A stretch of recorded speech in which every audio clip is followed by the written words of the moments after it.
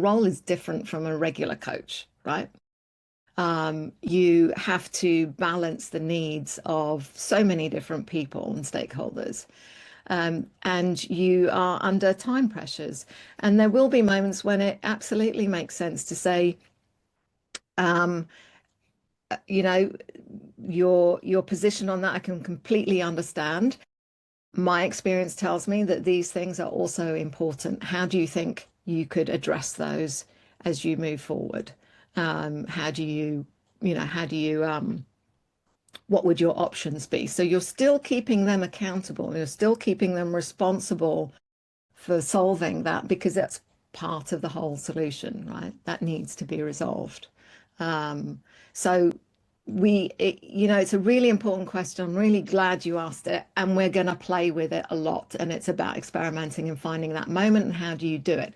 The most important thing I want you to think about is what we don't want to do by stepping in too quickly with our opinion or our solution is it shuts people down. Most people, some people, very few people actually are comfortable with that kind of directness. And so what the rest of us tend to do is we just kind of go, oh, okay, and we stop thinking. And that's not what we want from somebody. We want them to really lean into it.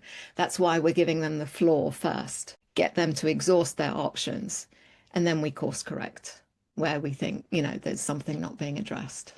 Yeah. Yep. Yeah, absolutely. So that's one way is to go, if you've got the time, is to go ask, individually. But I like what you said at the end there in terms of if you are chairing that meeting, you want a bottom line where the position is or what the challenge is so that it's articulated for everyone.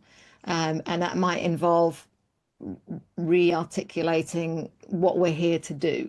So that's one aspect of it. The other part, there's another part to this, which is um, what is everyone's level of decision making in this? Are they actually, are they part of, are they ultimately responsible for the decision being made, or are they feeding into it?